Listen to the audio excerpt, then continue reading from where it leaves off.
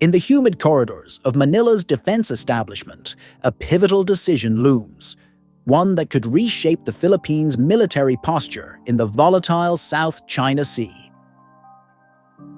The nation's quest for multirole fighter aircraft, a cornerstone of its armed forces modernization program under the ambitious Horizon 3 phase, has zeroed in on the Saab Gripen as a leading contender. As of July 2025, no contract has been inked, yet the Gripen's allure, its blend of affordability, operational agility, and strategic fit, positions it as a linchpin in the Philippines' bid to bolster its deterrence against an increasingly assertive China. The Philippines Air Force, long reliant on a modest fleet of 12, Korea Aerospace Industries, FA-50 light fighters, faces a pressing need for advanced multirole jets capable of maritime strike and air superiority missions. The Horizon 3 program, backed by a $35 billion budget over a decade, aims to address this gap, with the acquisition of 12 to 14 fighters forming the nucleus of a new combat squadron. The Gripen, offered by Sweden's Saab, has emerged as the frontrunner, its case bolstered by a series of bilateral agreements. In June 2023, Manila and Stockholm signed a Memorandum of Understanding on Defense Cooperation, ratified by the Philippines in September of that year. This was followed by a May 2024 implementing arrangement for defense materiel procurement, laying the groundwork for a potential Gripen acquisition. These diplomatic milestones reflect a calculated alignment, with Sweden positioning itself as a neutral yet reliable partner in a region wary of great power entanglements. The Gripen's appeal lies in its pragmatic elegance. Priced at $60 to $85 million per unit, it undercuts the Lockheed Martin F-16 Block 7072, which carried a $2.43 billion price tag for 12 jets in a 2021 US proposal and a staggering $5.58 billion for 20 in 2025. The Gripen's lower operating costs and ability to operate from austere airstrips align seamlessly with the Philippines' archipelagic geography, where dispersed bases and limited infrastructure demand flexibility. Its Raven ES-05 AESA radar, infrared search and track system, and compatibility with advanced munitions like the Meteor missile and RBS-15 anti-ship missile offer the Philippine Air Force a credible deterrent against maritime threats. Sweden's offer of a support credit system further sweetens the deal, addressing Manila's fiscal constraints, a critical factor given the $1.1 billion allocated for the MRF program, a sum dwarfed by the F-16's cost. Yet, the Gripen faces competition, most notably from the F-16, which benefits from US interoperability and the Philippines' long-standing alliance with Washington.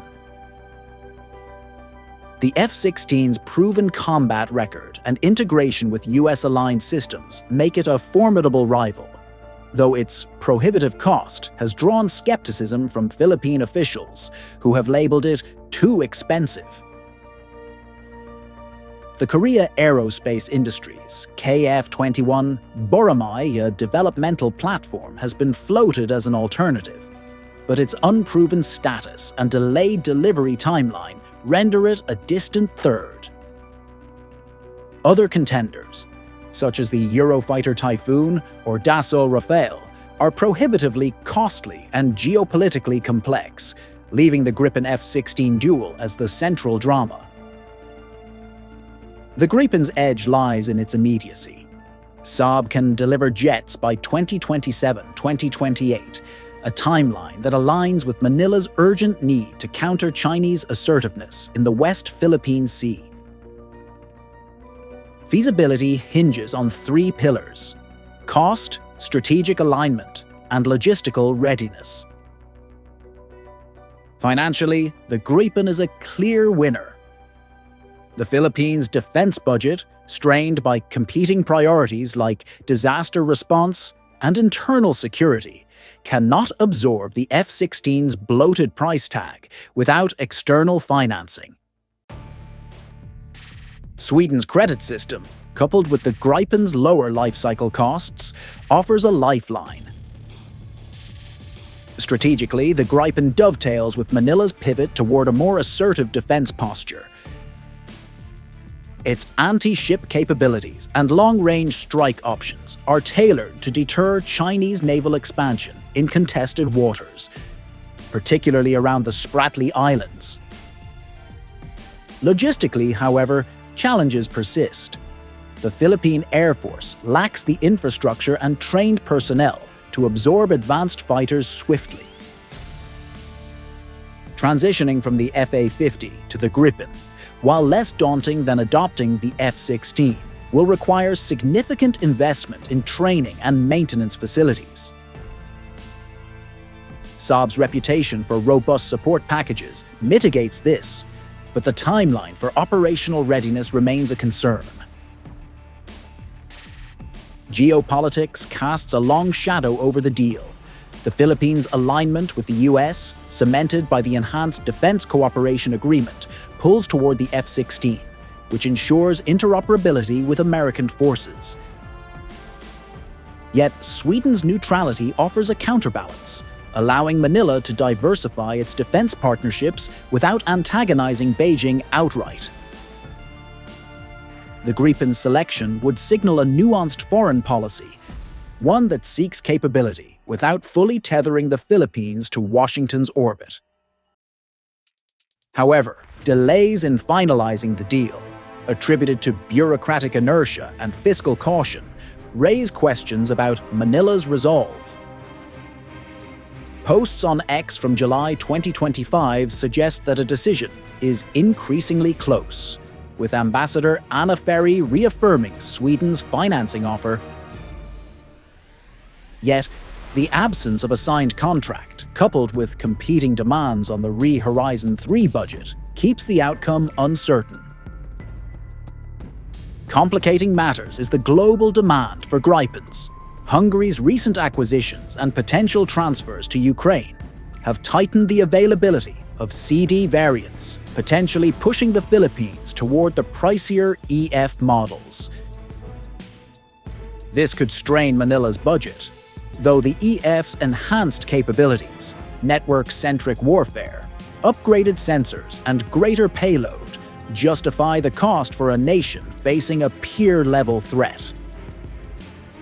The Philippines' strategic calculus is further shaped by China's growing naval presence, which includes advanced Type 055 destroyers and hypersonic missiles. The Gripen's agility and missile suite offer a credible counter, but only if acquired in sufficient numbers and supported by a robust command and control network. In conclusion, the Gripen deal is highly feasible, marrying affordability with strategic necessity. Its lower cost, operational flexibility, and Sweden's financing make it a practical choice for a cash-strapped nation seeking to punch above its weight. Yet feasibility does not guarantee fruition. Manila must navigate fiscal constraints, logistical hurdles, and the geopolitical tightrope between US alignment and strategic autonomy. The Gripen's promise lies in its ability to transform the Philippine Air Force into a credible deterrent, projecting power across the South China Sea's contested waters. As 2025 draws to a close, the decision rests with Manila's leaders, who must weigh the cost of inaction against the price of ambition. In a region where power is measured in resolve as much as in firepower, the Gripen offers a chance to redefine the Philippines' place in the Indo-Pacific's turbulent skies.